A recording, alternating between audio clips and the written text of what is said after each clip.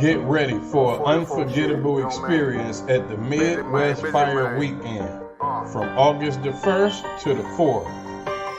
Join us as we bring together all blacks, Hispanics, and Native Indians under one banner for 4 days of powerful brotherhood and sisterhood. I ain't show no mercy, we gon' show them boy what time it is. I pop out like I'm Samuel, I got time to kill. Haters thought I died, I subscribed, they don't know how I did it. Got it out. Day 1 kicks off with the Round Table of Truth podcast featuring Captain of 13,000 Mauquai. Also, we will be having a breakfast and sip event at 12355 Gratiot Avenue, Detroit, Michigan.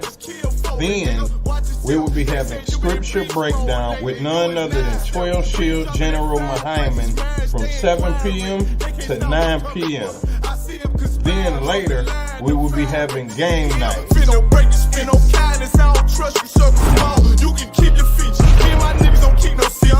On August the 2nd, we will be having a street teaching and a food and clothing giveaway at the Detroit Transit Center from 10 a.m. to 4 p.m.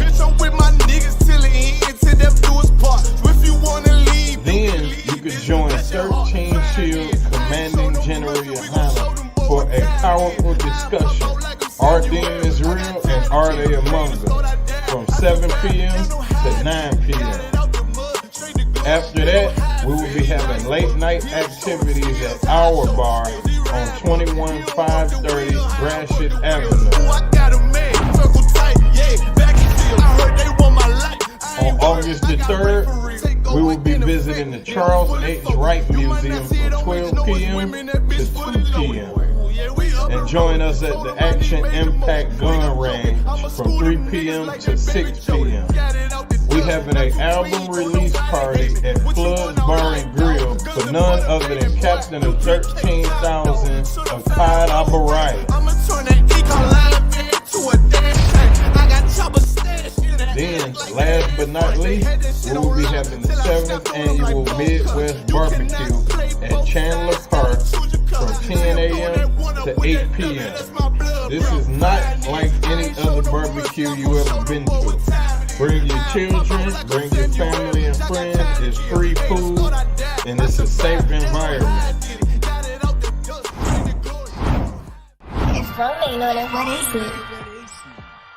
Also, get you a room at our hotel for special rates. Book now for a comfortable stay close to all of the action. Purchase your tracks today.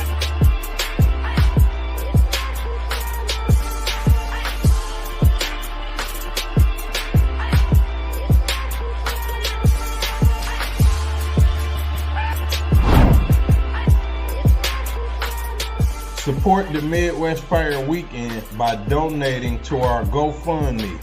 Visit the GoFundMe link in the description or scan the QR code to make a difference. Boston, it made niggas regroup. Had to shed light on the false image. I.S.U.P.K whole court. Now who the fuck won scrimmage to? We getting ready to have a Midwest Fire Weekend.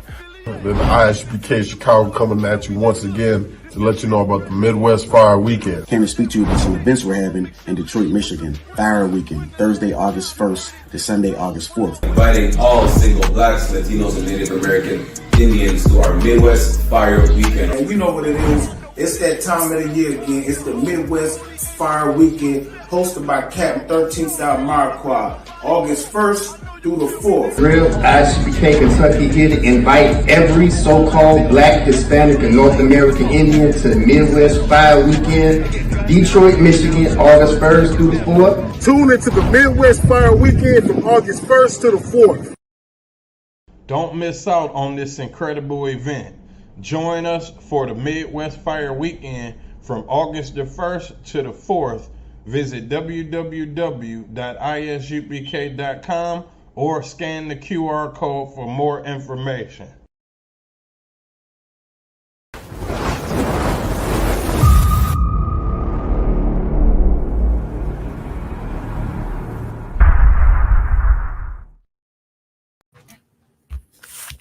All right, let's clap it up. Shalom, DC, with the Israelite School of Universal Practical Knowledge, started on 1 West 125th Street, Harlem, New York, under Commanding General Yahanna.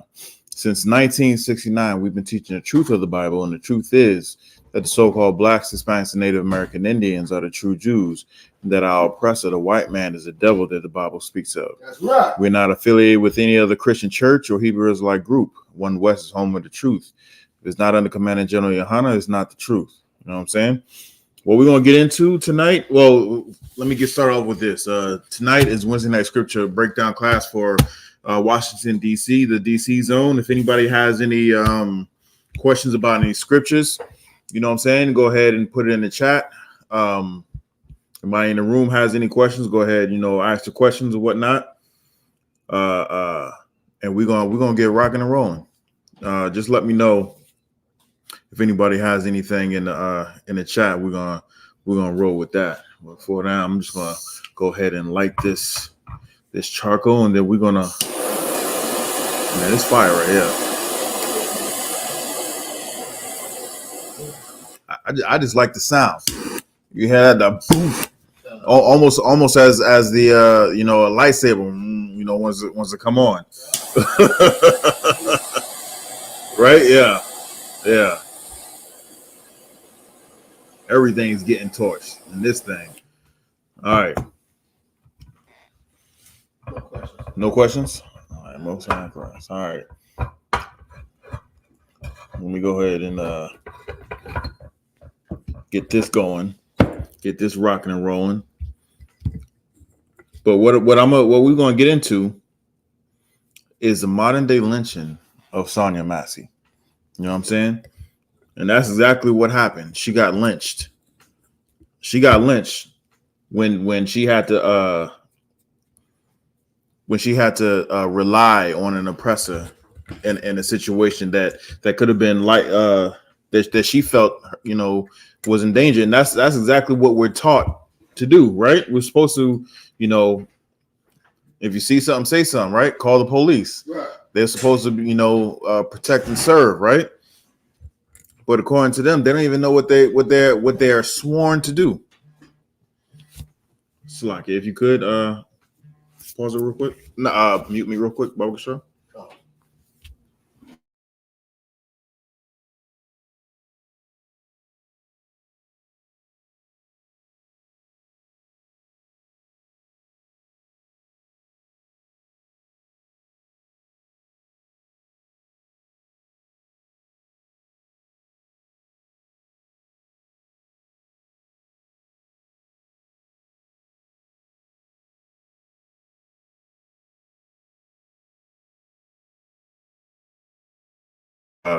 In the York.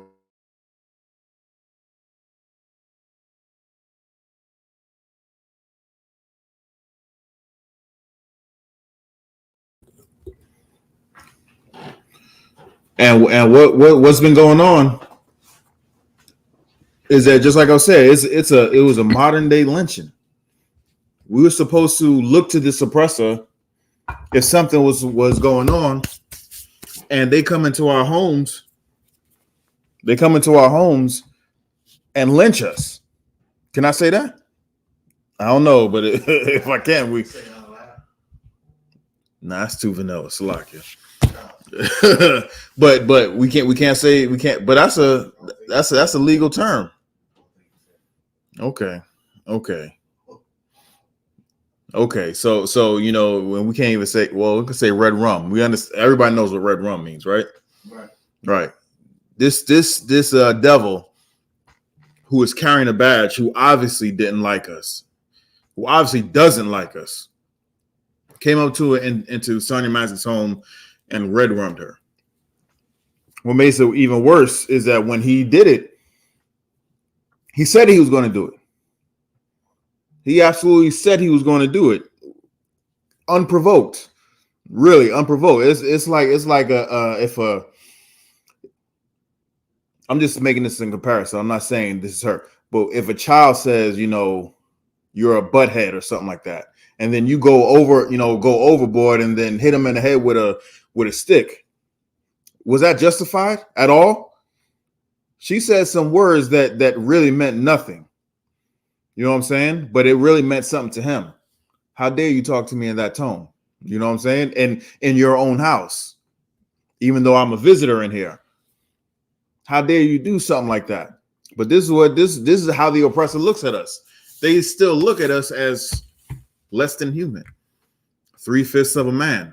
According to the United States Constitution, that's exactly what we are. We're 3/5 of a man, according to the DNA of the United States of America. You know what I'm saying? The water.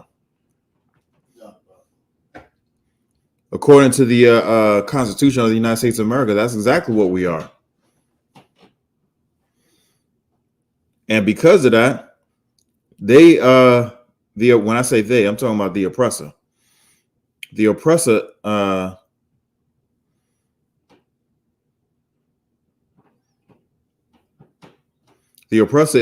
the one that that looks at us that way, and they feel they can treat us that any old type of way. You know what I'm saying? They treat, they treat dogs, they treat seals, they treat whales, you know what I'm saying, better than they treat us. 100%. 100%. There is no way, if ands a way around it. They treat, endangered species on a higher level than they treat us. You got something? Like, sir, it seems that everybody gets to stop hate or stop crime against them type of law or bill, except for us. The Asian man got it within 1 week of Biden getting elected. Because what was the final incident? Some we call them working women that worked in a massage parlor, and they were working women. You know what I mean? Like they did illegal business. And the guy was ashamed of it, and he unalived them. And they got a whole bill because some illegal workers, in their community got unalived. You know what I mean? Whereas us being upstanding citizens, you know what I'm saying, for throughout all the time, pretty much, we still don't get anything. Exactly. What the brothers bring out is absolutely heavy. Within 1 week of an Asian woman, you know what I'm saying, getting elected vice president, where she more identifies as an Asian woman, she gets elected in vice president, and then a mass shooting happens in a massage parlor. And now everybody, the whole United States has to, stop Asian hate.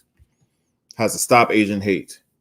When this whole world, this whole economy, this whole kingdom has been around oppressing, so-called Blacks, Hispanics, and Native American Indians. You know what I'm saying? Where's the stop, Native hate? When can the Native Americans get off the reservation? Where does it stop the Mexican hate? Where does it stop Latino hate? You know what I'm saying? How about you let them out of the cages on the border? How about you stop molesting their children, our children? How about you, you know what I'm saying? They're in your custody. They're in cages. How in the world can they go missing? How is that? Unless you want them to go missing. How about stop the hate, that of molesting our children? How about stop sending over policing our communities? You know what I'm saying? That's a form of hatred right there. Over policing our communities. Now you put us in a situation where you don't give us any type of you basically suffocate us. You don't give us any type of hope. You know what I'm saying? There is no if someone is in a pool and they're in a deep end and they can see the ledge, you know what I'm saying? They can actually fight to get to that ledge. But for us, there is no ledge. You just drop us off in the middle of the ocean. You know what I'm saying? You make an environment where we're literally in the middle of the ocean, where there is no help. There is no rest. Whenever we try and do something for ourselves, you take that and stamp it out. You know what I'm saying? You ever seen a campfire get started? You know what I'm saying? It has to be something very small, very light, as far as, you know, just to get the fire started. And then, you know, it has like a little sparkle, and then you have to blow it to, you know, fan the flames, and it gets bigger. Then you add more materials on it, and the flame gets bigger and bigger. Well, they'll put a whole bunch of logs in the community and say, well, here's the material to keep yourself warm. But then the second we have a little spark, they go and stamp it out. They go and, you know, flood it with crack, with heroin. Man, we was in Baltimore this past camp, and you know how many brothers and sisters was just out there totally. It was this one sister in particular. She was just out there just destroyed. Totally destroyed. There is no way that you can look at her and think she's okay. You know what I'm saying? And I just to think, what in the world she went through or is going through to make her put poison, to make her do some sort of poison to where she's, you know, sleeping, standing up. You know what I'm saying? How the way they, you know, they kind of lean and they're about to fall over, and then they just kind of wake up out of it, and then they go back to it again. What in the world? What kind of hell does someone has to be in to want to do that to themselves over and over and over again, so that they can forget whatever it is, whatever kind of hell they just went through, so that they can forget just for an hour. I don't know how long these highs last, but just for a day. What kind of hell do you have to go through to want to put yourself into that position? You know what I'm saying? And they purposely put us into this position. And then when we call them for help, like Sonia Massey did, when we call them for help, they come with an attitude. I don't know if you've seen the video. Did you see the video, Shapat? No, I didn't want to watch. Man, I understand. But when they came in with an attitude. That dude, Sean Grayson, who was supposed to, you know, defend her when she called for help, number one, came with an attitude and made some insinuations on her that like, whether it was true or not, like, why? We got anything online? Everybody go eat. Most High in Christ. We're gonna get let's get that article, Baruch Shah. I just want to read something on that article. No, just read on your phone, if it's possible.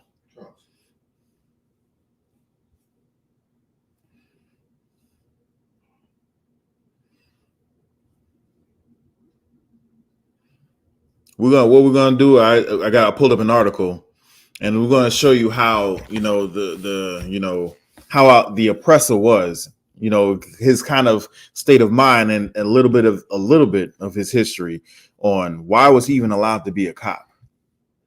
Why was he even allowed to be a cop? He was in the military. He was a crappy soldier. You know what I'm saying? He was a crappy cop. Even his mugshot. If you ever look up his mugshot looks like you're like, yo, why am I even here? Why are you charging me? Why are you even charging me? Once upon a time, I was in Esau's military, and it was one dude who was telling me that Russians, man, I have so many stories about these damn Russians, man. These Russians, man, boy, I tell you, they are a very proud devils. You know what I'm saying? They some proud devils. But in this one instance, this one dude was telling me he was in St. Petersburg, Russia, right? And he was saying how you know, they automatically off the jump, they don't like anybody but themselves. And if you stand out, you know, as being a black man in there, they're gonna mess with you off the rip. off the rip, right? So something happened in like this big square, like downtown or whatnot. Something happened, and some civilian came up, saw what was going on, and shot and killed a black dude, right? Shot and killed him. Called the cops, called the police, and be like, "Hey, you know, there was a disturbance down here. I shot this dude. Come and get him." He was like, "I'll wait until you get here." Cop showed up, like, "Hey, yeah, look, I did this work. Go ahead, you know, take him wherever you need to take him." And then the dude just left. That's what goes on in Russia. I knew some people who was in Moscow, and they were saying, like, in the subway, they would have to stand face to face like this so that I can watch your back and you can watch my back. Because little old women would just come up to you and push you when the train comes, and no one would do anything about it. That's the type of, you know, that's the type of people it is over there, which makes me think why was Brittany Griner over there for what? You know what I'm saying? You have something?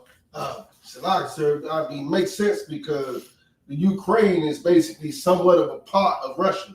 You know what I'm saying? Yeah. They're right there on the border of them. And during that whole Ukraine thing, when Russia first started attacking, they were making sure that blacks couldn't get on the trains. In the midst of all this bombing, they still knew one thing: they hated black people, and they made sure blacks couldn't get on the trains while they were getting away. See what I'm saying? Yeah. Slack it. 1 second. Shalom, sir.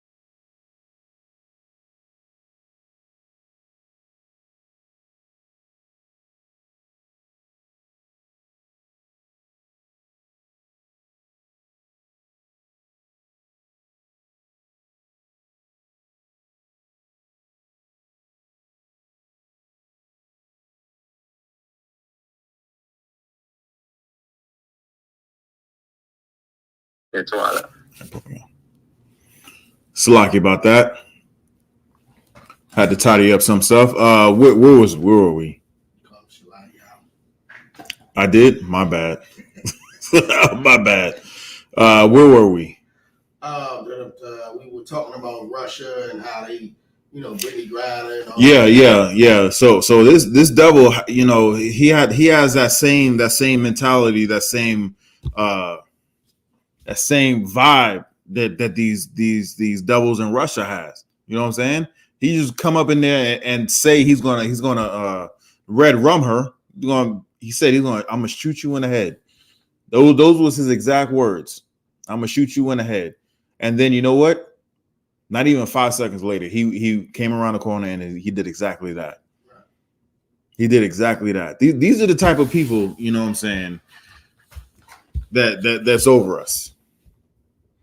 These are the type of people that's over us. You know what I'm saying? Salaki, before we do that, get me Deuteronomy 28 and 48.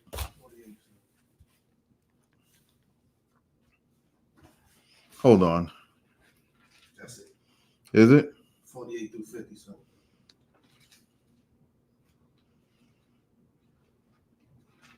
Yeah. Get me 50 in particular. No, you're right. Give me 48. Because these are the same bastards that we're supposed to, hold in high regard. You know what I'm saying? They're telling us, really, they're them telling us that we're all equal. When where was the equality when a sister who was in her pajamas was holding a pot of water, and these two grown men with body armor on and tasers and mace and batons, you know what I'm saying, and fisticuffs, you know what I'm saying? Where was the equality in that? There was no equality. There was no equality. And you know what? The Most High never intended for there to be any type of equality. They take their power and they overuse it. They abuse it. We're gonna have to learn the hard way. I pray there's no more Sonya Massey's. I pray there's no more, there's no more Trayvon Martins. I pray there's no more a Tatiana Richardson. Is it Richardson? Salakia.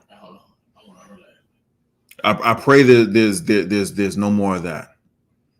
I pray there's no more. I pray this is the last one we actually wake up and see that these people are not for us. They are not with us. They are not allies. They don't give a damn about us. And this is what the Most High has to say about them way back when, as soon as we got up out of Egypt. This is what the Most High had to say about them. Come. Book of Deuteronomy, chapter 28, verse 48. Therefore shalt thou serve thine enemies, which the Lord shall send against thee. So this is what the Most High is saying. Because we don't obey him, we don't do everything he tells us to do, he is going to send enemies against us. The reason why we have to call, the oppressor, what's that? Yeah. The reason why we have to call 911 is an old song called 911's a joke. Right. 911 is a joke. The reason why we have to call these people when it comes to any sort of help or anything like that, or anything, it's because the Most High God sent them again. Read that from the top again. Book of Deuteronomy, chapter 28, verse 48. Therefore shalt thou serve thine enemies, which the Lord shall send against thee. So the Most High send them against us, right? Keep going. In hunger, and in thirst. If we hunger or we thirsty, if we need something to eat, we need something to drink, we need to go to the oppressor. You know what I'm saying? We can't even collect rainwater without the oppressor's permission. Right. Do you understand that? If we buy land, if I buy a plot of land, right, and I dig down into the earth and find some water, like dig a well, if I didn't get permission first from from the oppressor, I would not be able to collect on that.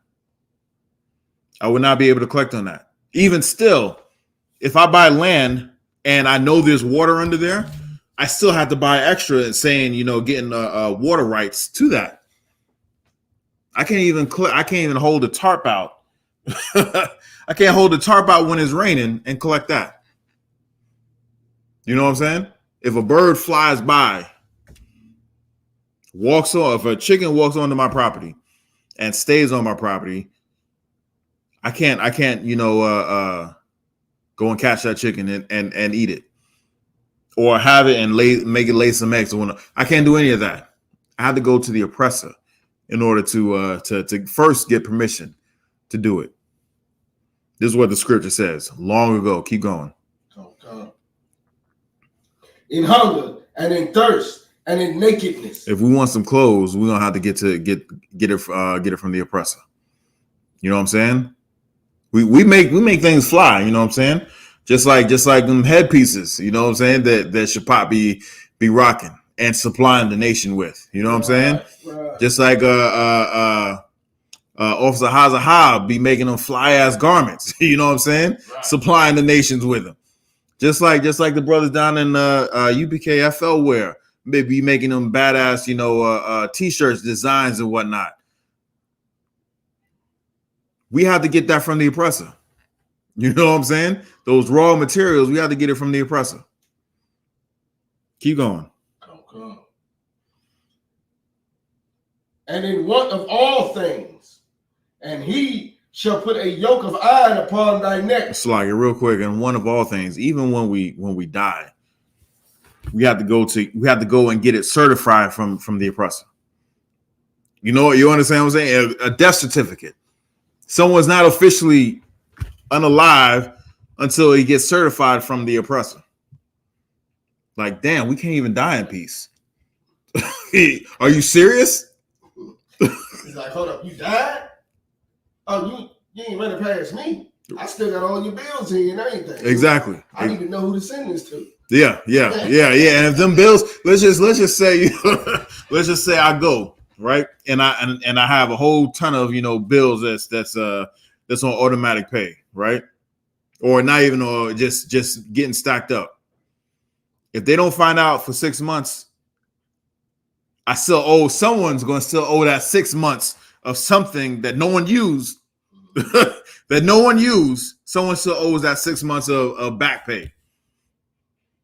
These devils got to be put out of power. They cannot hold power properly. How do I know this? Ask the dodo bird. We can't because they're extinct. Right. You know what I'm saying? How about some tigers? If we can find them. Why? Because they're damn near extinct. The wolves damn near went extinct out here in the Americas. You know what I'm saying? The buffalo damn near went extinct. I had a devil one time tell me, he was like, I'm from Texas, so I know how the Native Indians were.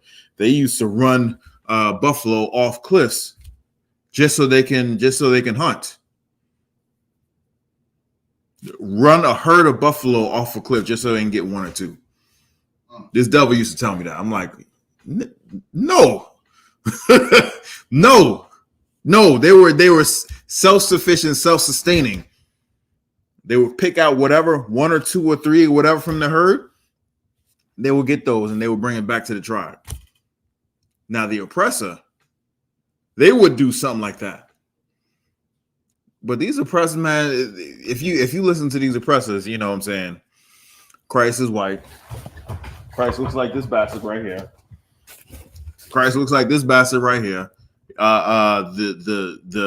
His people, the Jewish man, was supposed to have curls coming down the side. Shave your middle of your head and then have just curls coming down. And you're supposed to smell like filth. These niggas don't even wash their bodies properly.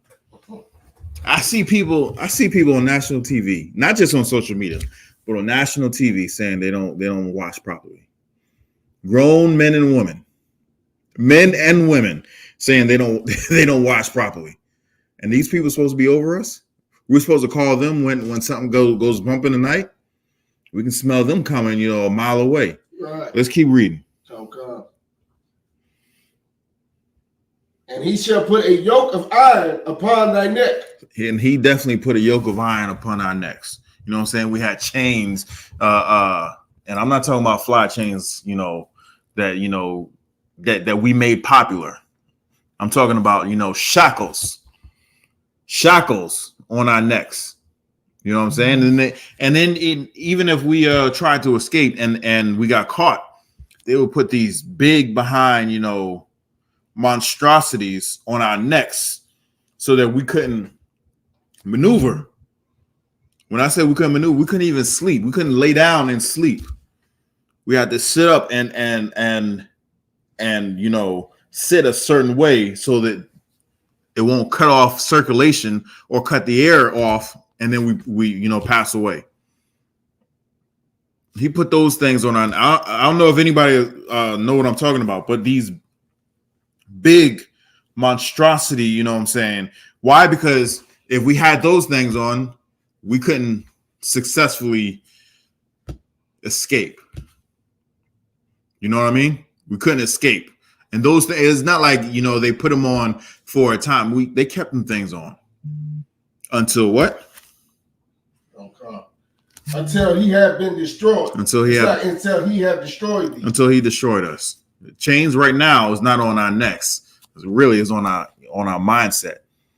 He took the chains off of us, but mentally we're locked down.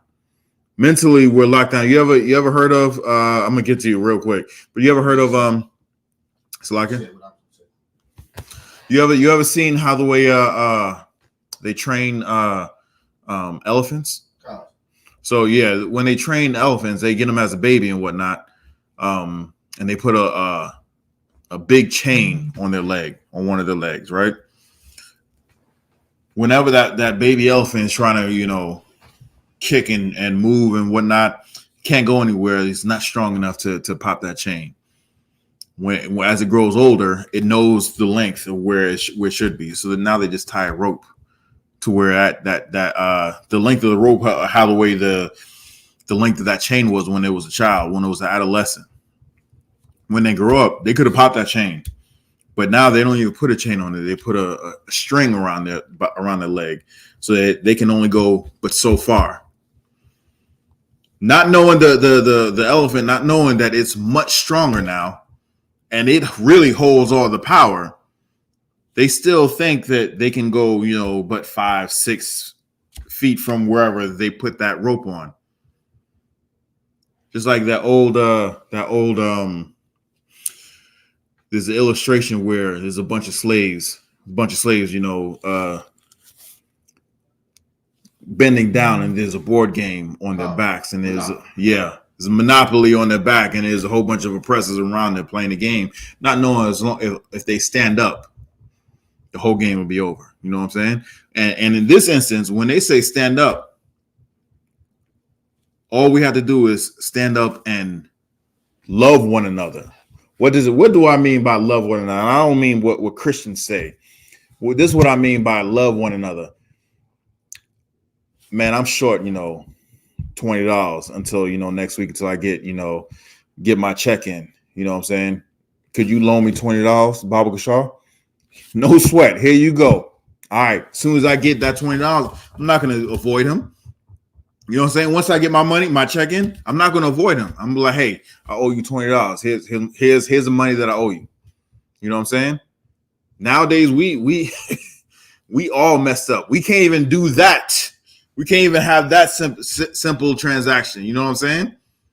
They say the easiest way, at least in our community, so-called Black, Hispanic, and Native American Indian community, is if you wanna lose a friend or family, loan them some money. You know what I'm saying? That's messed up. And the reason why it's like that is because they have totally and utterly destroyed us. Totally and utterly destroyed us. Let's read some of this article, Baba Kashar. We got anything online? Nah. All right.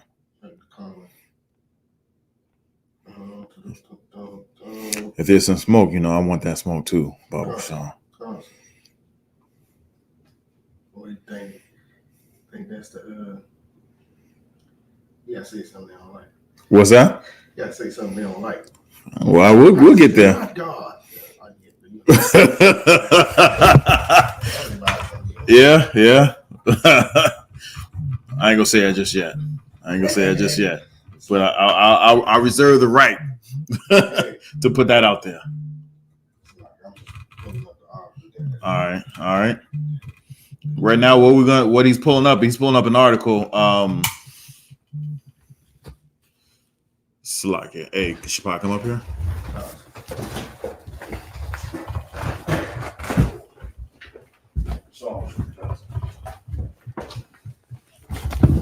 I'm about to put up an article about Sonia Massey. Pull it up real quick. Read the most of the new articles about it are stating how, you know, the sheriff's department, they don't have any problem about the firing of the deputy. You know what I'm saying? That's what most of the new articles are saying. The initial article about it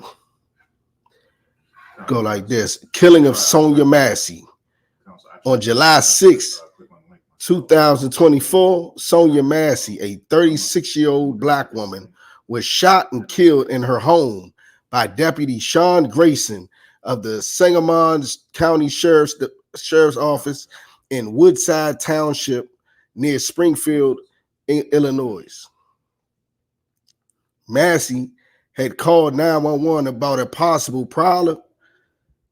Grayson and an unidentified deputy responded by searching the vicinity before entering.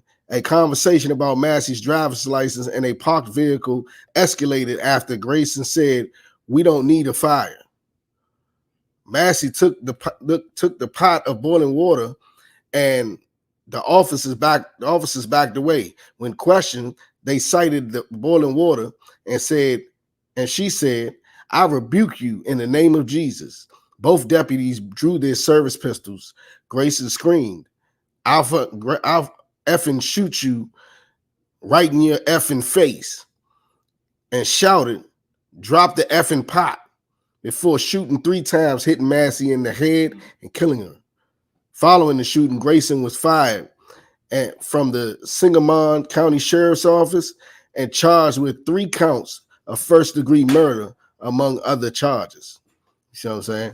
And that's the type of devils we got to deal with on a daily basis. You know what I mean? But, you know, like we brought up, like I.S.U.P.K brought out earlier, you know, that the Lord put them on us because we ain't want to listen. You know what I'm saying? Us not listening to our Father, we get no good times because of that. You know, you don't listen to your Father, you're getting punished. Straight to your room. You don't get to do nothing. You know what I'm saying? Let alone you keep acting up, that belt is coming. With you know, that's what the Most High said. He gonna bring a people from afar. You know what I'm saying? That we gonna have to need everything from them. With their countenance, they don't even like us. You see them, they try to give you the little smirk, that little, I can't stand that right there. That's not a real smile. That's a I'm tolerating you being here smile. And that type of people right there, you know, they're like the whipping stick. You know what I'm saying, for the Lord whipping us, you know, and but what usually happens after you know, you go get that switch from the yard, your grandmother, grandfather, you know, folks give you that whipping with the switch. And with that, turn over to class, Officer Bakwash. Water, all right? I think someone just popped up. Add them on, Baba Kashaw. Oh, you got it work? Yeah, we're good to go with that. I don't see them yet. No, they're not down there. All right, no sweat. Let's get that article, Baba Kashaw. You want me to read it again? Yeah. Awesome. Read it from the top, Baba Kashaw. On July 6, 2024, Sonia Massey, a 36-year-old black woman, was shot and killed in her home by Deputy Sean Grayson. Hold on, where you at? I'm on Wiki. Read what I sent you. Oh, you sent me something? Yeah. Oh, that's Yeah. kamikaze. The deputy who killed Sonia Massey was discharged from Army because of DUI. Because he was a filthy, wicked, disgusting drunk. That's what happened. He was in the Army, and like I said, he was a crap soldier. He was in the Army, and he got kicked out because he was a drunkard. He was a drunk. I don't know what the hell is going on with him, but he was a filthy, disgusting drunk, and he got kicked out the military. Now, let me tell you something. Once upon a time, I was in Esau's military, and I know people who I just know that whole military culture. And in order for you to get kicked out for being a drunk, man, you got to do something. you got to do something, a lot of something to get kicked out. You know what I'm saying? It's not like, military has this, this high standard, and if you just mess up just once, you get kicked out. Nah, he was a filthy, disgusting drunk, and that's why he got kicked out of the Army. You know what I'm saying? Let's keep reading. So this is the bastard that showed up to Sonia Massey's house. You have something? You got a question in the chat. All right, what's the question? Akira 76 says, Salaki, sir, if I may receive a breakdown of Luke 16 and 15. Luke 16 and 15. Is there anything specific, or is it just a general breakdown? Type that in chat, Akira 76, Papa Shaw. Said Luke 16 and 15? Hold on, let's see.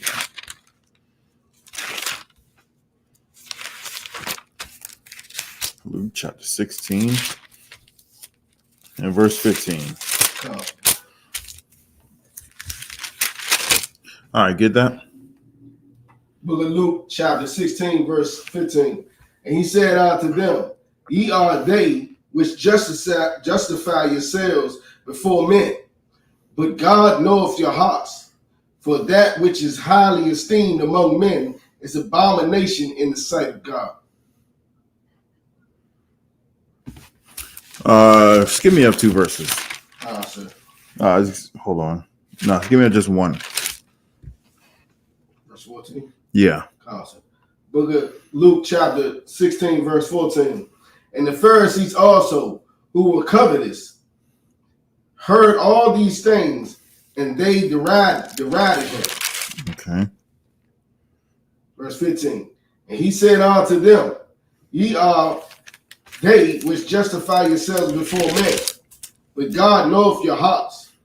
For that which is highly esteemed among men is abomination in the sight of God. Okay. I'm understanding what this is saying. You want to take a crack at it? I want you want to know about it. What's that? I was waiting to see what you specifically asked. What's can you repeat the question? What she said? Salaki, sir, if I may receive a breakdown of Luke 16 to 15. All right, okay. So read 14, Baba Shaw. Come, sir. So the Luke chapter 16, verse 14. And the Pharisees also, who were covetous, right there. All these things. All right, the Pharisees who were covetous. What does covetous mean? Meaning they wanted something. You know what I'm saying? It's not just that they wanted something. You know what I'm saying? Is that they wanted what you had. Like Shapat has a badass headband on or headpiece on. You know what I'm saying? Christians like these Pharisees, I want that headpiece. You know what I'm saying? People in here be like, damn, that's a badass headpiece. Where'd you get it? And then they find out you made it. Who's that? Most High in Christ. Let's give Trinidad a hand, right? For attending with us and whatnot. So it's saying what's covetous is, you know what I'm saying? Christians would say they want that exact thing. Us up in here would say, man, I like that. Where'd you get it? And you say you made it. Like, can you make me something like that? Similar to that? There is a difference between, how the Christians want something and how the real spirit of brotherhood. You know what I'm saying? They want that thing, and they're gonna take it from you by any means necessary. So that's what the spirit is behind this. And they say they were covetous. You had something, Shapat? Salakia. Lies. Okay. Keep reading, Baba Shaw. Come. We're covetous. Salah. And the Pharisees also, who were covetous, heard all these things, and they derided him. Mm-hmm. And he said unto them, ye are they which justify yourselves before men. So he's saying, man, you the cast that basically justifying yourselves amongst your own selves. You're the one who's saying, whatever you're doing is right and good.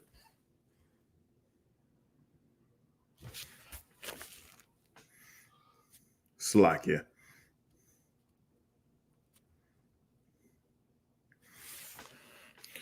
He's saying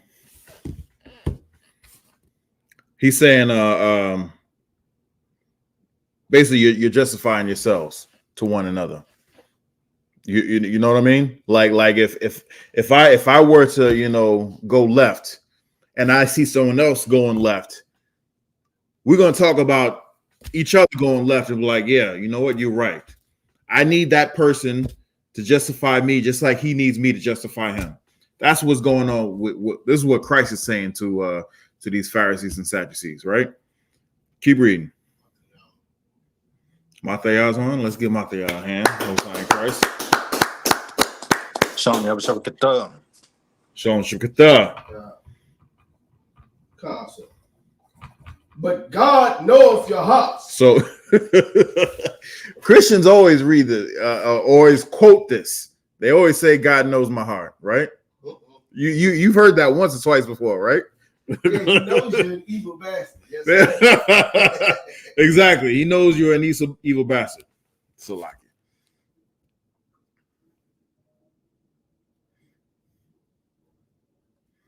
Read that from the top. Come. Book of Luke, chapter 16, verse 15. And he said unto them, ye are they which justify yourselves before men, but God knoweth your hearts. For that which is highly esteemed among men is abomination in the sight of God.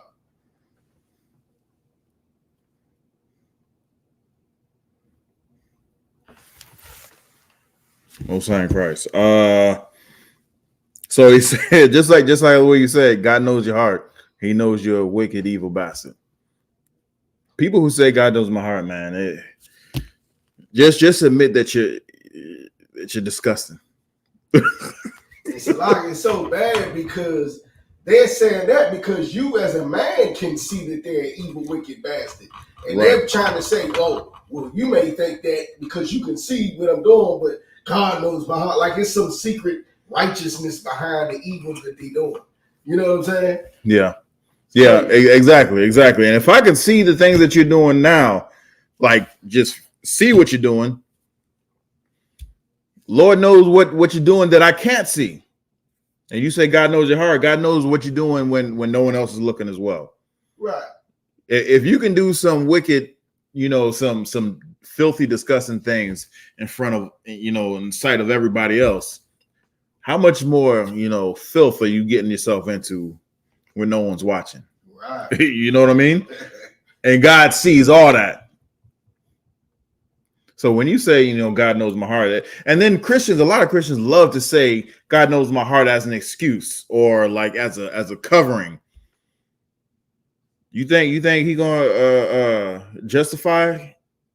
You gonna get justified by saying, God knows my heart? Nah. He knows your heart, and he sees what you're doing, which means you hate him. The Most High is a gangster. You know what I'm saying? He is a man of war. That's what the scripture says. God is a man of war. God is his name. Yahweh is his name. And if you disobey him, what do you think men of war are gonna do? Oh, that's all right. I'm gonna let it ride. You think Most High let it ride for David? And that was David's right-hand man right there. You think everything that happened, after he became king, After he became king of Israel, everything that was strife in David's life happened from one incident. And it didn't, his penance, I say his punishments, what I'm saying, did not happen. Oh, well, I take that back. Salakia. One thing happened right there immediate, and that was his son was the Most High took his son away right there. And then it took years for the rest of the things to happen. Matter of fact, for the rest of his life. For the rest of his life, he had troubles. And that David was the Most High's right-hand man. What are you doing to make the Most High say, you are after my own heart? If you ain't doing something like that, like David, what in the world makes you think you're gonna skate past what David had? You know what I'm saying? I thank the Most High every day for whatever it is that He's given me, whatever lot that He's allowed me to have or not allowed me to have. I am happy because I know exactly. I look out and I see the conditions of all my brothers and sisters. I hear what's going on, on the reservations. I hear what's going on in the barrios. I hear what's going on in Southeast. You know what I'm saying? Up in Baltimore, up in the hood. And I don't have a portion of that. You know what I'm saying? And all I have to do is stop eating pork, shrimp, crab, and lobster.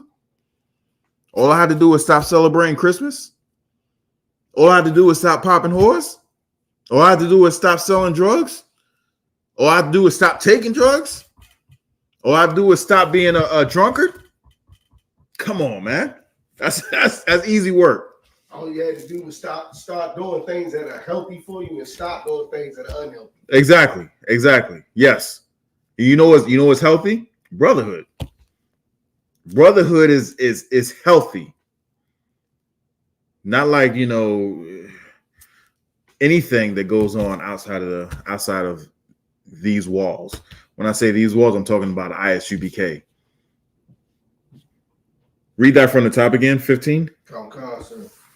And he said unto them, ye are they which justify yourselves. He's saying that you justifying yourselves. Most High ain't saying, you did good, thou faithful servant. That good and faithful servant. Nah, he's not saying that. You're saying that about yourselves. But keep going. Okay. But God knoweth your hearts. For that which is highly esteemed among men is abomination in the sight of God. Things that which is highly esteemed above men is abomination to the Most High God.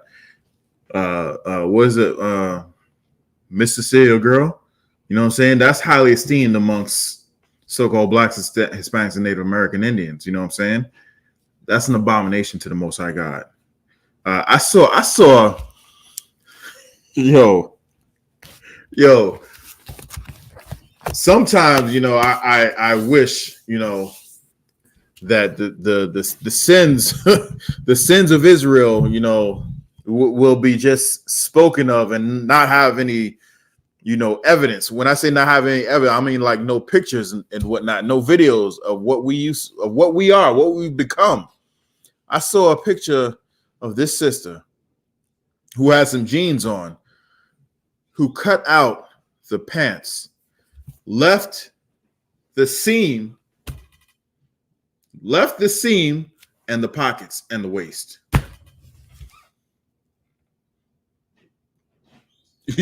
You understand what I'm saying? I didn't say just cut it to shorts. She just left the seam and the pockets and the waist. Like, yo, how destroyed are we? How destroyed are we? That's crazy, man. That's crazy. You know what's even more crazy? You know how there's ops culture and whatnot. If you catch them lacking, they make you do some crazy stuff on live. I ain't going there. I ain't even going there. Our people are totally and utterly destroyed. And you want to know why we're utterly destroyed? Is because, we say to one another, God knows our hearts. And we believe, we're led to believe that just because, we say something like that, that we're absolved of anything that we do. But read that last part again. For that which is highly esteemed among men is abomination in the sight of God. That which is highly esteemed above men is highly abomination to God, in the sight of the Most High God. Yo, we need to get it together. You have something? Shalaki, sir, this speaking on like the whole chapter, right? So, but like this verse, saying tied in the whole chapter, it starts off with the steward, the steward who worked for a man, for a rich man, and the steward was getting his, he was basically shorting the rich man. The rich man was like, well, I want my money. And then the steward, instead of paying him his money, he went to everybody who owed the rich man, and basically was like, well, look, you owe the rich man $100, just give him 40, and you good. Boom. So he collected up all that money and went back and paid the rich man. You know what I'm saying? Mm-hmm. And basically, Salaki in all, if I may, what Christ is saying to the Pharisees, because that's what they're doing to God. They're not requiring, like in the pastor in the church, they're not requiring that you change yourself. The real sacrifice is you changing yourself. Mm-hmm. Whereas they're taking tithes and collecting all this money and saying, oh, well, God loves you anyway, how you is, God knows your heart and all that. They're the main ones who say that, and they're shorting God. Because you owe God your life. You know what I'm saying? Mm-hmm. Not just some money and you go do it again and do it again. You know what I'm saying? But just like the pastor, the Pharisees were doing this very thing in this chapter. You know what I'm saying? And Christ was definitely speaking on that right here in this verse. Yeah, exactly. And what the brothers are bringing out is heavy, because Scripture says whatever there's nothing new under the sun. What these wicked bastards were doing back then is exactly what TD Snakes is doing right now. You know what I'm saying? Theffield Dollar is doing right now. Jamal Bryant is doing right now. There's absolutely nothing different. Now, who in the hell do these people think that they are to say that all you have to do is pray over that pork sandwich and that ham sandwich and you good? Who are they? The Most High gave us law, statutes, and the commandments. Christ followed these law, statutes, and commandments. That's something I don't understand. These Christians, man, are stupid. Salakia. Christ was on earth teaching so-called Blacks, Hispanics, and Native American Indians. What was he teaching? Was he teaching just pray over and now you can eat that pork sandwich? Now you can eat that seafood ball, them crabs? He taught the Old Testament that says you can't eat pork. Exactly. So why in the world do Christians think that Christ came and taught something totally different? Christians are stupid. And you know what? And Christians are saying to themselves, they're justifying themselves amongst men. That's exactly what they're doing. Who in the hell do they think they are that they can say that they can, lessen the requirement that the Most High has set forth, that Christ himself has paid for? Who do you think that you are that you can lessen that you can only on Sundays you can eat, the third Sundays in the 6th month, you can eat, seafood. You can eat shellfish. I tell you can eat shellfish. Huh? Who are they? Who are they to say that once every 10 years you can celebrate your birthday? Who are they to say this? Who are they to say, you know what? They used to do this, but now we can do this. Now women can be preachers, and people in the Rainbow Coalition can be leading the church. Who are they to say any of this stuff? Because they don't stand for what the Most High God has put in place. They shouldn't teach anything. You know what I'm saying? There is no way that they should be above anything or anybody. We shouldn't be listening to them at all. But that's basically what that verse is. If that answer your question, just let us know. If you had another question or you need another breakdown, just type that in the chat. Let's go back to the article, Baba Shaw.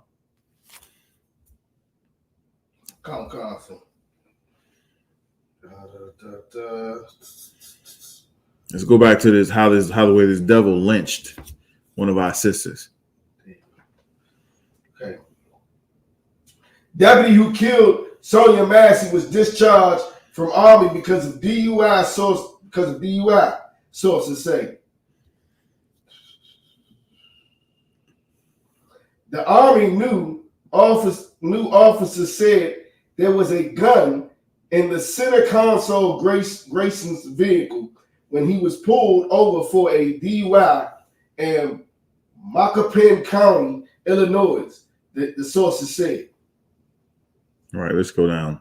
The former deputy charged with murder in the shooting death of Sonia Massey was discharged from the Army because of a drunk driving arrest in 2015. Two sources told NBC News. So in 2015, he was in the Army. So just to let you know, he I actually was going to say it here, but he joined the Army in 2014. He got arrested in 2015, and he got kicked out in 2016. Let's keep going. Okay. Why Sangamon County, Illinois Sheriff's Deputy Sean Grayson was discharged is the latest revelation about his work history. Grayson, so this is the type of man that was a sheriff deputy in this county, Sangamon County, right? Someone who got kicked out of the Army for being a disgusting drunkard.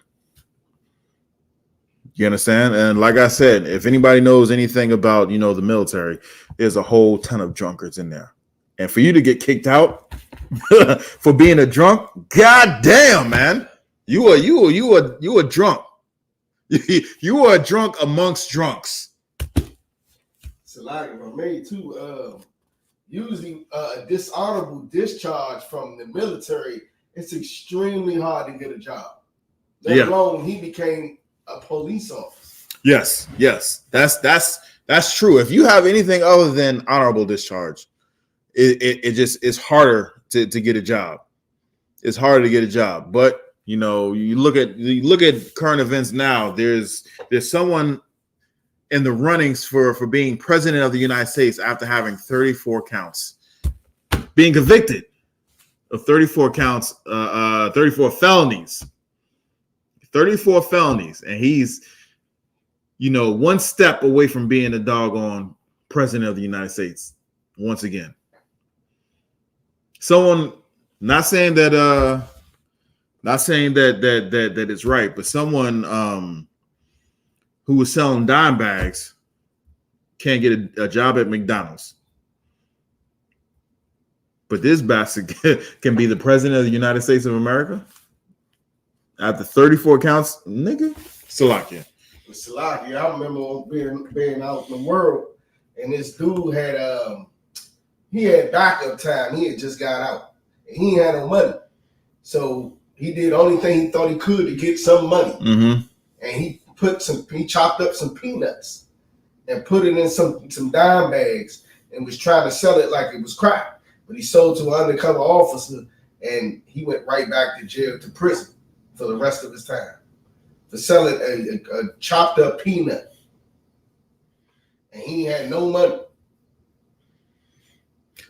Just like I said, they put us in situations where we're set up to fail, because if you get out on parole or probation, you're not allowed to talk with any other felons. Am I right? Have you heard of that before? You ain't supposed to be around. You ain't supposed to be around them. But when you get out, where are we? We're right back in the hood where everybody has a felon. So and then just like you said, we can't even go nowhere. Half the time, if we're fortunate enough to get a place, go back home, some of us can't even go back home. We have to go to a halfway house. Who's in the halfway house? Exactly.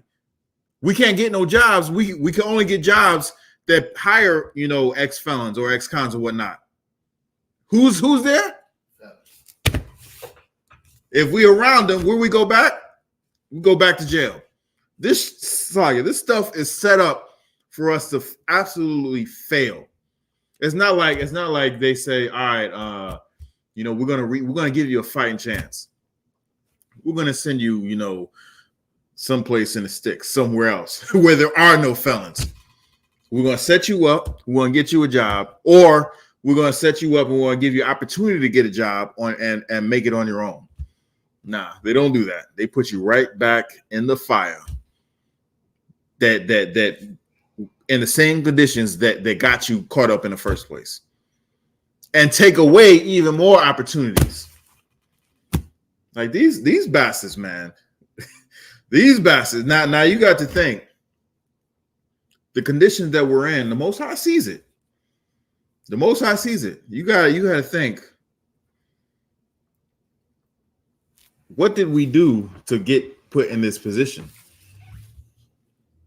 Just disobedience. How we get taken out of this position? Obedience. Stop smoking weed. Stop being drug addicts. Stop selling drugs. You know what I'm saying? Stop popping these whores. Stop being whores. Stop celebrating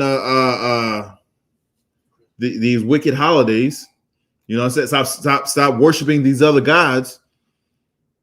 And you know what? We'll be all right. We'll be all right. If we stop eating pork, shrimp, crab, and lobster, our health will skyrocket. You know what I'm saying? If we stop doing drugs, you know how much the community will rise. You know what I'm saying? Just the conditions. Now we're not doped out of our minds. We're not emotional as we were when we was on drugs. We ain't trying to get with everybody's woman. The woman ain't trying to get with trying to sneak behind her man's back. You know how much better our community will be if we just follow the law, statutes, and the commandments. And the church ain't teaching us none of this stuff. Commanding General Yahanna is. You know what I'm saying? You have some? You may even just add a part to it. We worship ourselves. That's the main problem in the church, saying you got an individual relationship with God. That just fuels that fire right there. Mm-hmm. You know what I'm saying? Because you're only looking at things for yourself. So the brotherhood can't even build because everybody worships themselves. Right. Exactly. I remember when I was I was at Esau's military one time, and someone got drunk. Someone got drunk and got in trouble. Now the whole command across the whole world, we couldn't drink because one person got in trouble somewhere. Now just imagine if I do drugs. I'm just saying, if I do drugs, right? And I do something stupid that affects your kids. You know what I'm saying? A lot of times, just like you said, they worship themselves. If I do something that negatively affects my brother, my neighbor, my people, sometimes you be surprised at how some people will shape up. You know what I'm saying? People are selfish. Don't get me wrong. People are selfish. But if you actually put the onus and responsibility of somebody else's household on you, you'll see how much people would actually shape up. You know what I'm saying? Okay. And vice versa. if he were to do something that's against the Most High God and it would negatively affect me, he would be like, you know what, man, I can't even do that. His family didn't do anything. You know what I'm saying? Most High is punishing them because of something that I did. That's brotherhood right there. And that's exactly what the Most High God is forcing us to see. If you do something, it's not just going to affect you, but it's going to affect everybody around you. Listen, I got a precept. Let's do it. I'm about to say, if they were teaching this instead of everybody got a personal relationship, then what you saying, like, people may have a chance to say, you know what, me smoking is affecting everybody. You know what I mean? Exactly. If I may, it says, Book of Joshua, chapter 7, verse 1. But the children of Israel committed a trespass in the accused thing. For Achan, the son of Carmi, the son of Zebdiah, the son of Zerai, of the tribe of Judah, took the accursed thing. And the anger of the Lord was kindled against the children of Israel. So one man disobeyed the Most High God, and the whole nation got punished for it. You know how many men? It was like something like 38 men died at that time. Yeah, it was 30-something men died. 30-something fathers, 30-something brothers, 30-something cousins, uncles, grandfathers were put to death because one man disobeyed the Most High God. Not only that. Okay, that's bad enough. But we didn't lose any battles up until that point. Right. You don't think the nations heard us coming and like, man, they ain't lose not near a battle? It's almost like, let me put it into some sort of perspective. Mike Tyson in the 80s. Right. You fight Mike Tyson, you know you're gonna lose. Right. After he lost to Buster Douglas, be like, man, he's human. He's human. We can beat him. And you had people like, you had Edomites coming up to him thinking that they had a chance. All because one man, wanted to sin against the Most High God. We were rolling through all these nations, destroying these stinking Hamites. You heard what Gilbert Arenas was talking about the South Sudan team? What did he say? Man, he said a whole lot, but but basically, we was rolling through all these nations, destroying them, and one man destroyed that reputation. Well, damn near destroyed that reputation. We were on a winning streak, and one man decided to go against the Most High God and do what he wanted to do. And you know what his reward for that was? It wasn't a wedge of gold. It wasn't a garment. You know what his reward was? His bloodline was cut off. Not only his bloodline, but his doggone cattle. His cattle had to go. You know what I'm saying? His beasts were gone. Everything, his clothes, his tents, his everything had to go. Why? Because he disobeyed the Most High God. Not only did we lose a battle, we lost men. We know a reputation. Well, you had some? Let me read. See what time it is. What part you reading? Just what happened. The end result. Yeah, read the end result. Yeah. Oh, Book of Joshua, chapter 7, verse 24. And Joshua and all Israel with him took Achan, the son of Zerai, and the silver, and the garment, and the wedge of gold, and his sons, and his daughters. Damn, the daughters, man. And his oxen, and his asses, and his sheep, and his tent, and all that he had. And they brought them onto the valley of Achan. And Joshua said, why hast thou troubled us? The Lord shall trouble thee this day. And all Israel stoned him with stones and burned them with fire after they had stoned them with stones. Damn. That's man, that's that's a hard way to go. That's a hard way to go. You die because rocks hit you. Rocks. All of Israel just, damn, man. Yeah. You there is no shelter from it. Right. And the sons, man, like, yo, dad, we're dead because of you. The daughter's like, the goats, the sheeps, the oxen, everybody had to go. Everybody had to go because he disobeyed the Most High God. Don't be that one. Don't be that one. You know what I'm saying?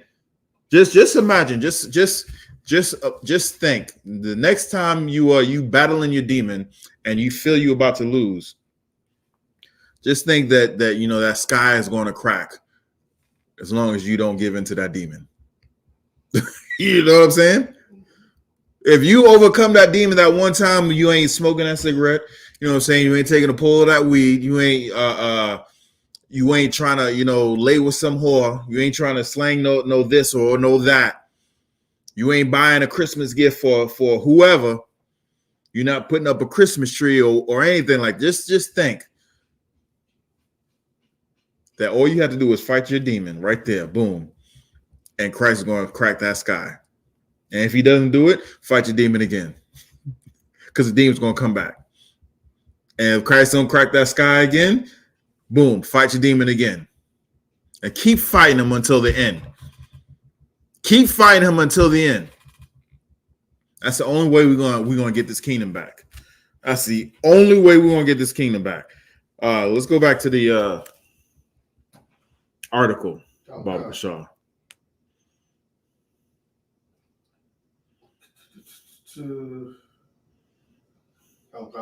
While Sangamon County, Illinois Sheriff Deputy Sean Grayson was discharged is the latest revolution about his work history.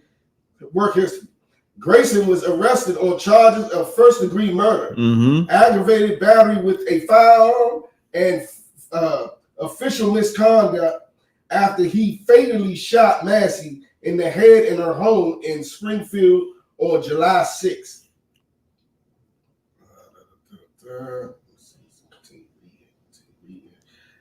Despite multiple documented issues with his policing ability. Despite multiple documented issues. That means he was very unfit to be a cop. Right. There was a whole lot of warning signs from him getting kicked out of the military. Getting kicked out of the military for being a disgusting alcoholic to this right here. You know what I'm saying? He had issues and it was documented. Just imagine how many other things that was undocumented. They just went by. You know what I'm saying? Let's keep reading. I'm gonna bring something else out too. Grayson seemed to have little trouble repeatedly finding law enforcement employment. How many times we have to say this when a cop gets fired from one place, he can just go right down the street and work for another law enforcement agency? Why is that? You think that they're gonna learn from the previous from whatever it is they got fired from? You would think that, but it never happens. Absolutely never happens. Let's keep going. He worked for 6 law enforcement agencies in Central Illinois in 4 years. He worked for 6 law enforcement agencies in the past 4 years. And the latest one, 6 of them. So I mean, some of these places he ain't even last a year. Right. Some of these places he ain't even like yo. How could you get fired and let go? And then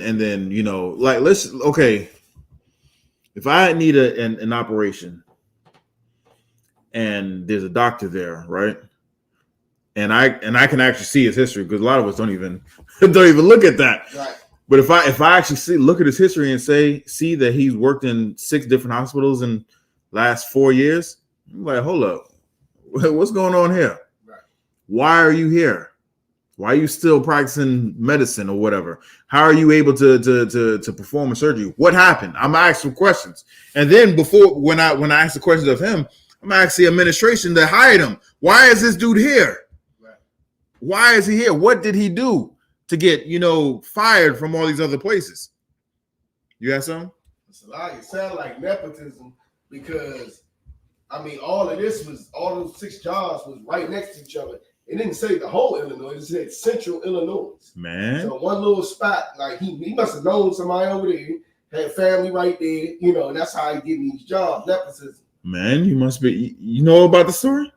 Nah. Well, not apparently, his fiance, her father, is a sheriff. Okay. So it's 100% nepotism. 100% nepotism. Now I'm not. People, now you see this, and you see the bad side of nepotism. You see the bad side. Now, why in the hell were we on LeBron James for getting his son a basketball contract? Right. Like, does he have a possibility to go into somebody's home and say he's going to shoot them in the face? Only thing he's shooting is a basketball, and that's something we want to see. Right. You know what I'm saying? That's something we're paying to see. But we giving LeBron James hell over getting his son a basketball contract. But on the other hand, we got a disgusting drunkard, alcoholic, throw up on himself, forget stuff, type of dude that gets job after job after job after documented cases about his ability to be a cop. Let's keep reading. Okay. Before that, he was a private first class in the Army stationed at Fort Riley, Kansas. Grayson enlisted in the Army in 2014. He had no deployments and left the Army with the rank of private first class in February 2016. Now, I don't know if you know this, but exactly, yeah. 2 years and you're an E3. You're a piece of crap. You're a piece of crap. How do I know this? Because just up to E4, which will be in the Army, which will be a specialist, all you have to do is exist. I'm dead serious. All you have to do is just come to work, be alive, say I'm here. And there's time frames where, okay, after 6 months you get promoted. You know what I'm saying? After 6 months you get promoted. And he's what? He's a piece of crap. He didn't know what he's doing. As easy as it is to get rank in the military, especially the first couple of ranks, all you have to do is exist, and he can't even do that. He couldn't do that. He's a drunk. He's an alcoholic. Keep going. And this is not an isolated case. 100%, this is not an isolated case. This type of case is all over USA. Big town USA, small town USA. It's all over America. Keep going. Okay. An Army spokesperson said it was during his enlistment that he was arrested in 2015 for driving under the influence of alcohol. Uh-huh. According to a Macomb County, Illinois booking report, Grayson was also arrested on a charge of unlawful use of a weapon at the time. So this is when they were saying he had a weapon in the center console. Now there's he got arrested, but he didn't get charged. We read that earlier.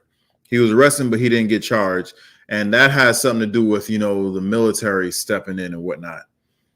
It has something to do with the military stepping in. The military does the same thing. You know what I'm saying? I wouldn't even say take care of their own, but the military does the same thing. So he didn't get charged, even though he was a piece of crap. Keep going. Okay. But he was never formally charged because he was a resident of Fort Riley in Kansas, which has an open carry firearms law. Macomb County State's Attorney Jordan Garrison said Tuesday. His Army discharge paperwork lists his reason for separation as misconduct, serious offense. All right, drop down past that picture, Baba Kashaw. Grayson, who was fired as a Sangamon County deputy nearly 2 weeks after he killed Massey, has been jailed since he was arrested and has pleaded not guilty. His attorney, Dan Foltz, would not comment Tuesday. All right, so it took 2 weeks for them to review the tape, get his statement, and say, all right, you're fired and you're arrested. Like I said, if anybody has ever seen that video, there's a whole lot of red flags going on. A whole ton of red flags. Let's go over a few of these red flags. Number one, the video that we seen was not from his body cam. Which means he did not have his body cam on. There's no footage from his body cam. The woman, Sonia Massey, she called the police because she believed there was a prowler out there. There was a car that was parked in her driveway, and she didn't know who it belonged to. Someone was walking around. She called the cops. They show up. As soon as these bastards show up, he's the one. Grayson was the one who actually went in and talked to him, while the other cop went around to check the perimeter. Right. So that whole interaction, at first interaction, his body cam wasn't on. When they pulled up, she was on the phone with the dispatch. She didn't want to get off the phone with the dispatch because this dude was acting very aggressively. He was acting very aggressively, and it was on speakerphone. And the dispatch was like, the police are there. We can leave. We can get off the. She was like, no, please, no, stop, wait. She didn't want to get off the phone. Why? Because she's seen his spirit, and his spirit was all off. Was off, right? So he showed up with an attitude, didn't have his body cam on, and she didn't want to get off the phone with dispatch. Reason why we have it is because the partner had his body cam on. You know what I'm saying? So when he goes around, checks around the perimeter, they talk and whatnot. She's forced to get off the phone with the cop. With dispatch, this Sean Grayson was saying, hey, it looks like smells like something's burning. Maybe you should go over there and turn the stove off. She's like, it's just a pot of water. It's like, okay, go ahead, turn it off. She goes over there, and if you've seen it, she's in like the living room, but the kitchen has like an aisle, so you can see into the kitchen. But if you duck down, you can't see, right? So she goes over there. She gets some pot holders, and she takes it off. He says something slick. She was like, "I rebuke you." And she says something slick again. She's like, "I rebuke you in the name of Jesus." He was like, "What? I'm going to shoot you." You read that part. He was like, "I'm going to shoot you in the face." At that point, you know what I'm saying? She said it, and she was kind of like, whatever, right? When he said, "I'm going to shoot you in the face," he took his gun out. When he took his gun out, his partner took his gun out as well. When she turns and sees that he has his gun out, she's like, "Oh my God, no, I'm sorry." And she ducks down. When he says, "I'm going to shoot you in the face," in 5 seconds, just about 5 seconds later, comes over 3 shots. 3 shots. Now, when they say, I saw a video of this brother who's a cop. He usually does funny videos. I never heard him talk before this right here.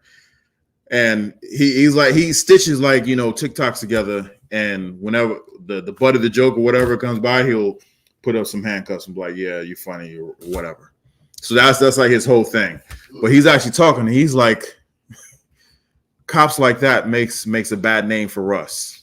You know, there's a whole lot of a ton of good cops out there that have to pick up the pieces for these bad cops. Was the partner a bad cop? Did we say anything about a partner being a bad cop? Because he was standing right there, and he was actually closer, had a clear view of where the woman was. Why didn't he de-escalate the situation?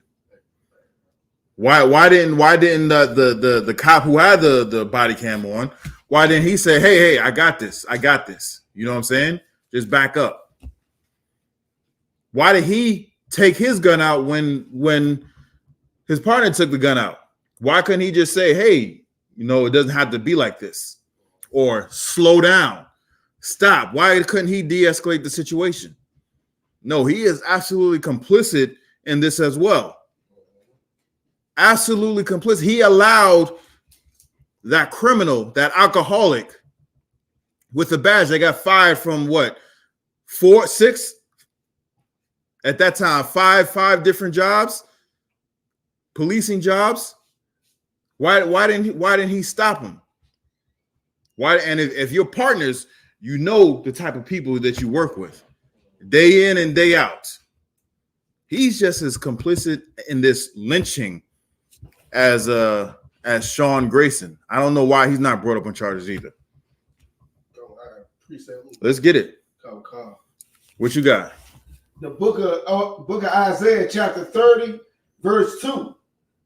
That walk to go down into Egypt and have not asked at my mouth to strengthen themselves in the strength of Pharaoh and to trust in the shadow of Egypt. Therefore shall the strength of Pharaoh be your shame, and the trust in the shadow of Egypt your confusion. Trust in the shadow of Egypt. Now, unfortunately, she doesn't know the truth. She absolutely does not know the truth. She believes that her invoking the name of Jesus Christ was really invoking, this dude. She was really invoking this dude because that's what she was raised to believe. You know what I'm saying? She was invoking this dude when she didn't know who her power really is. You know what I'm saying?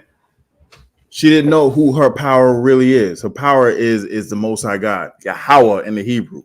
You know what I'm saying? So she believed, because we have been so destroyed, just like we brought out earlier, the yoke of iron has been taken off, but really we have been destroyed, and the yoke of iron really is in our brain. So we had to believe that Egypt is our is our savior. We believe that she really believed that if she calls 911, she would be helped out. That's what she really believed, and that's what we're all led to believe. If we call the police, then we need to. That's the water. We're all led to believe that if we call 911, they're supposed to help us out. When in reality, a lot of time it won't go that way. Now, am I saying that if you're ever in trouble, never call 911? I am not saying that at all. What you should do, if you do not have one, you should go ahead and get a camp leader. You know what I'm saying? A camp leader and the I.S.U.P.K. That should be your first call. You know what I'm saying? That should absolutely be your first call. And if you're in the I.S.U.P.K, after you made a few of these calls, just throughout, life, you will begin to know how to handle such situations. You know what I'm saying? Not all the time where we would have to call Esau in that manner and then, open us up to something that, that can really hurt us. You know what I'm saying? There are times, don't get it twisted. There are times when Esau has to get involved and should get involved. But then there are times where, you know, it can be handled a certain way. If you don't know how the way those situations are,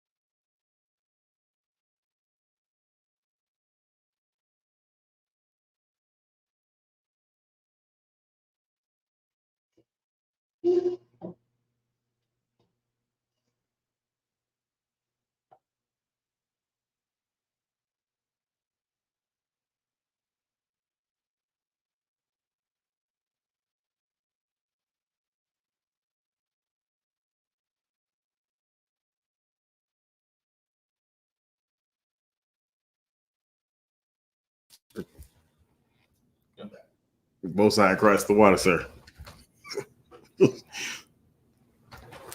All right, sure. Let's look at that. Hey, the water, Shar. Slovakia. Hey, we had a little bit of technical difficulties. We good to go. We here. All right. Real Slovakia. Get me Mark 3:27. Come on, Boy, Book of Mark, chapter 3, verse 27. No man can enter into a strong man's house and spoil his goods. So no man can enter a strong man's house and spoil his and take what is his. No one can take what is his if the strong man is in there, right? Unless, keep going. Okay. Except he will first bind the strong man, and then he will spoil his house. First, you have to bind the strong man, and then you're going to spoil his house. And right now, Christians, how the way Christianity and white supremacy Christianity has run rampant in the so-called Black, Hispanic, and Native American Indian community is by binding the strong man, by putting the woman in charge and saying you don't need no man. If he can't work, or if he's not making six figures, if he's not making enough to support you and several households. So water officer Charlotte, let me once again, let me say Thawada to Officer Shar for holding it down when we had technical difficulties. Let's give this brother a hand. Thawada again, I appreciate that. See, just like this, how the way Commanding General Yahanna has taught us, when something is happening, there's always going to be someone there to hold it up. You know what I'm saying? And that's exactly what Officer Shar has done. You know what I'm saying? Down in Trinidad, it's one body, right? So this is exactly what the Most High is saying. Christians has nothing to do with the Most High God. Have nothing to do with Christ. You got, in order to bind the strong man and spoil his house, Christianity has really binded. You know, is the number one thing that has bound the strong man, and because of that, you know what I'm saying, there is. We have to first loose the buying man. Get me let's just go down to Obadiah 1:10, Baba Kashar. We're gonna close it out with that. I had a few other ones, but we're gonna close it out with Obadiah 1:10. And this is the reward that Sean Grayson is going to get. This is a reward that that his partner is going to get. You know what I'm saying? Who didn't do anything. This is the reward that it took 2 weeks to see that Sean Grayson was a liar. You know what I'm saying? He said that she charged him with the hot water, and that's why he shot her. This woman, Sonia Massey, saw that he had his gun out, and she put it down and raised her hand and cowered, like, hey, like, yo, I'm sorry. And then he went around, got a better shot, got a clear view at her, and then he ended her life. And then lied about it. When the other cop, who's just as culpable, said that, you know, maybe I should go out and get a first aid kit and render first aid, he said, nah, don't worry about it. It's a headshot. Don't worry about it. When they was doing when the other cops came, because it was shots fired, more cops, you know, had to come there. They were saying, you know, who's the suspect? He was like, oh yeah, it's me. Don't worry about it. I'm the suspect. I executed her. Like he had no remorse about it whatsoever. Even in the mugshot, if you look at his mugshot, he has zero remorse. Well, let me tell you what the Most High God has: zero remorse. He has zero remorse for what he's going to do to you. And like I said, what he is going to do to you. Give me Obadiah 1:10. The book of Obadiah, chapter 1, verse 10. For thy violence against thy brother Jacob, shame shall come. For thy violence against thy brother Jacob. thy violence. This is exactly why the Most High God is going to do to you what he is going to do to you, because you have been violent to us. You have been violent to us throughout all of time. You have always hated. Ezekiel 35:5 says you have had a perpetual hatred for us. You have always hated us. And this is the Most High God saying, because of that violence against so-called blacks, Hispanics, and Native American Indians, keep going. Shame shall cover thee. Shame was going to cover you. Shame, you may not look like you shamed, but shame is going to cover you. You had something? Shoot, critical race theory. You try to cover it up. That's the shame. Yeah. That's why they don't give no bill about stop Black Latino hate or nothing like that, because they're the ones doing it. We show you're the ones doing it. They're ashamed. This country is built on our backs, on the hatred of us. So if they built such a nation on hating us, why in the world would they want to stop? They don't want to stop. They don't want to stop hating so-called blacks, Hispanics, and Native American Indians. But shame will cover them. Keep going. Oh, God. And thou shalt be cut off forever. And thou shalt be cut off forever. I mean, if we ever want to see an Edomite, we're going to have to open up a history book. Right. If we ever want to see an Edomite, we're going to have to go to a museum. You know what I'm saying?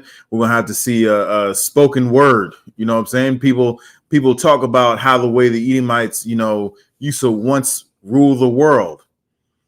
But that can never happen unless, we put down the pork, shrimp, crab, and lobster. Unless, we stop hating our brothers and our sisters.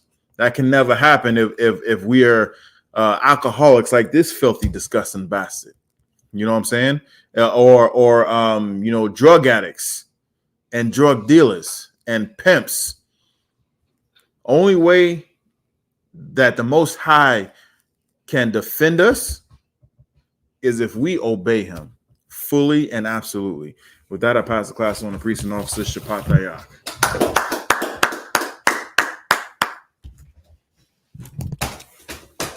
I.S.U.P.K security announcement. We're the I.S.U.P.K out of 1 West, 125th Street, Harlem, New York, under Commander General Yahanna. Rules for new brothers and sisters. When new brother and sister come to the school, they're off limits for 6 months. They're here to be saluted only. They're here to share themselves with the world. After 6 months of the brother or sister has an interest in a particular person, he or she must get permission from the head to speak to a brother or sister. And there's another 6 months in which the brother and sister will court each other. After this 6 month period, the brother or sister will get permission from the head to marry. Tithes, which is a commandment. You can find this in the book of Numbers, chapter 18, verse 21, and the book of Malachi, chapter 3, verse 8 through 10. It means 10 in Hebrew and it's pronounced I.S.U.P.K. 10% of every penny of any increase the Lord gives you, give to the Treasury Department or teacher. Priest fund, free will offering for priests, not mandatory, whichever amount you would like to give. Upcoming Holy Convocation, memorial of blowing of trumpets, first day of the 7th month, Wednesday, the 2nd of October, 2024. You can find us in the book of Leviticus, chapter 23, verse 24 through 25. Also, we're in the I.S.U.P.K cookout season. Next up is the Midwest Fire Weekend in Detroit, August the 1st through the 4th. Then we got the headquarters cookout in New York, August the 30th through September 2nd. Then following that will be the West Coast cookout in Southern California, September 26th through the 29th. Then we got the down South Houston cookout, October 31st through November 3rd. Want to add anything, sir? No. No. Yeah. Also, check out if you're going down to the Midwest Cookout in Detroit. Check out Commander General Yahanna's lecture. You know what I'm saying? Demons are real. I believe that's what it's called. Oh. Yeah, demons are real. Need to check that out. You know what I'm saying? Salaki, just to add to that, if you're not going to the cookout, if you don't have to attend the cookout to catch the lecture, you can go on the Eventbrite. It's the site. It's a pay-per-view site, Eventbrite, and look up I.S.U.P.K. Look for I.S.U.P.K events. You should be able to view a few of them just from Eventbrite, just in the comfort of your own home. You know what I'm saying? Commander General Yahanna's lecture is $23 after tax. You know what I'm saying? It's the best money you'll spend. No, yes. Come across. The water. Remind Aqua to check on social media such as ISUPK.com, Facebook, Twitter, YouTube, and so on for I.S.U.P.K. events and materials. If a brother wants to be a trooper in the school, you should start wearing all black, which includes black boots, black shirts, black pants, black hairband, or scarf. And with that, I say Amayim, which means to stand.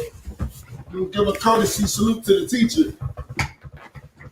In the raise of your mouth, Shabbat, Amayim, Barak. Yahanna Shimi Yahanna Shimi Al-Shah Brakathum. Y'all give him a time. Class dismissed.